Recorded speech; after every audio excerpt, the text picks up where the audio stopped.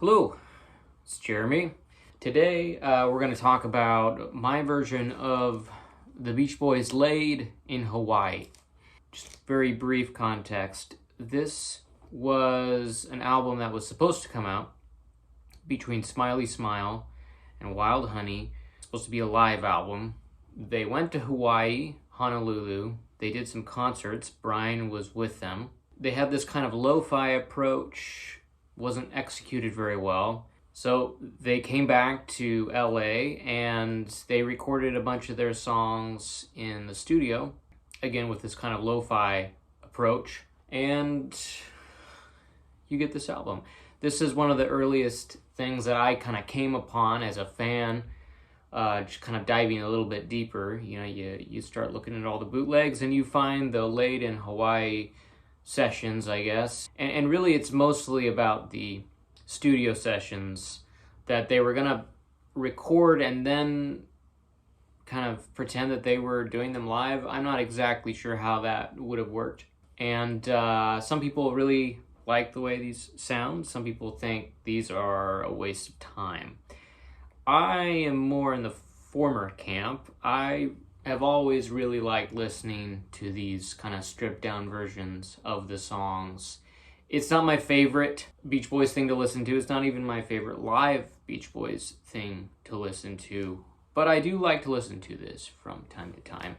And I've got a 2-year-old son, and many an evening has been spent kind of rocking him to sleep to this music. In fact, I've made a little playlist for his little Yoto player to fall asleep to at night, and it contains many of these versions of their songs. Anyways, let's just get into it.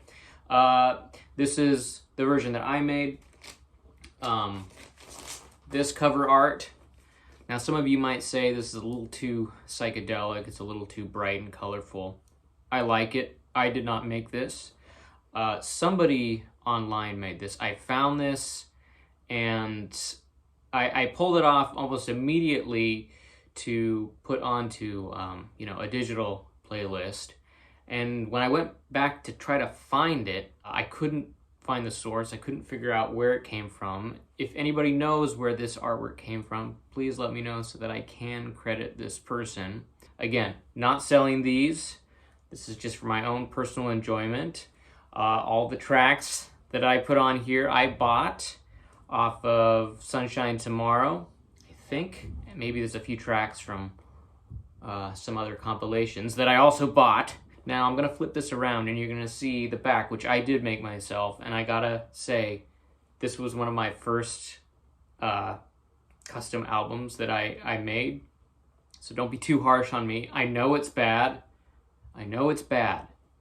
I already know that. Okay. So here's the back. I love the picture. I wish I could have found a simpler way to execute the track listing and title on the back, but here it is. It does not go with the front at all. They're really clashing. But you have the track listing. Now, some of you are going to say, wait, I know the official track listing for Lei'd in Hawaii, and this track listing does not match that. Yes, but this is not the type of album where I would say the original intended track listing really matters that much to me. This album never came out. It's not like Smile or something where if they had revealed Brian's original track listing, I think I would want to make a custom album that followed that to the T, but you can make whatever you want. That's the fun of some of these albums that never came out. And so I put it in an order that pleased me.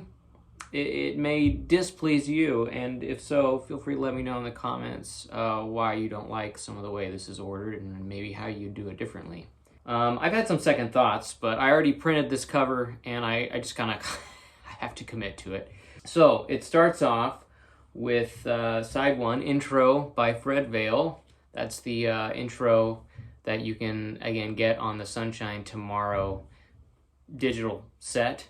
Fred Vale, he's kind of doing his little spiel of, hey, I'm back in the theater and we were here a long time ago, and don't you remember? Is his country album ever going to come out? Starting to feel like that may never happen. Number 2, you've got The Letter. Again, this is a cover. This is one of my favorite songs on this little album. Brian's just given a really spirited lead vocal performance. It just sounds like they're all really into this song.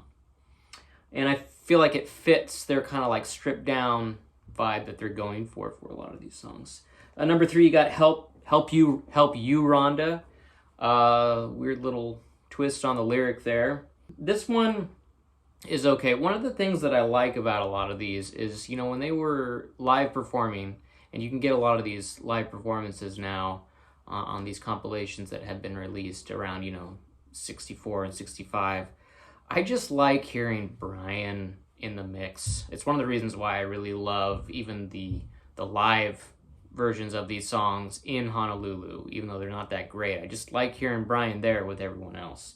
And some songs, especially like Help You Rhonda or Help Me Rhonda, I think just work better with Brian. Al can do it, but I just don't think it has the same effect and punch that it has with Brian doing it. So I like it for that reason. Number 4, Game of Love. This is a nice little song too. I believe it's Mike and Brian kind of singing together there. I like a lot of their songs where they're doing that. Devoted to You. And I was gonna say When Girls Get Together. Don't really like that song. Like the backing track though. Next up you have California Girls. Great version of the song. This is one of my favorite stripped down covers that they do of their own songs, especially the ending and a little backing vocal variation that they do there. Again, nice to have Brian there in the mix, although I don't think he's taking the high melody in the chorus. Not sure. I don't think so. I think the melody's sitting the lower and I think somebody else is singing it. Surfer Girl. I do think that the slower ballads work better overall on this album. Brian's got a tremendous lead vocal. Now there's 2 versions of Surfer Girl that they recorded for this album. This is the one where Brian's doing his little vocal runs at the end. I chose it mostly because sonically I wanted them all to kind of fit together. And the other version is from the Good Vibrations box, and it just doesn't sound like it's in the same batch. Next up you have Heroes and Villains. This is the rehearsal take. It's not the one that they recorded in the studio because they don't have a lead vocal on that. It's just the background vocals and then Mike doing his ironic thing. I can't tell you exactly which rehearsal take this is, but it's one of the ones I think they did in between shows in Hawaii when they were in Honolulu. And it's just a good, solid live version of it with Brian taking the lead. It's very rare that you get that. Side 1 ends with that. Side 2 opens up with Their Hearts Were Full of Spring. Next you have With a Little Help from My Friends. I know this one wasn't necessarily recorded for this album. Some people say that it was a Bruce project that was going to be for something else that he was doing maybe. But it's kind of gotten sucked into the Lei'd In Hawaii universe, and I'm fine with it being in there. I wish they would have done a little bit more to sing it differently or to arrange it differently than the Beatles version. I really like the Beatles covers that they did on the Party album, for example. It just feels like the Beach Boys really take the song and make it their own. This just feels like Bruce trying to hit a target as close as he can. And it's okay. It's okay. It's okay. Much like Bruce Johnston, it's okay. Number 10, God Only Knows. This is probably my favorite song to come out of these sessions. I listen to this version of God Only Knows almost as much as I do the regular one, maybe even more. It's beautiful.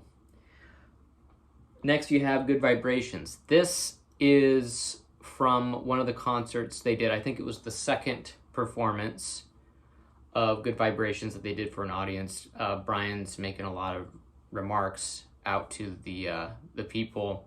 I don't know who he's talking to exactly, but it's a solid performance of the song.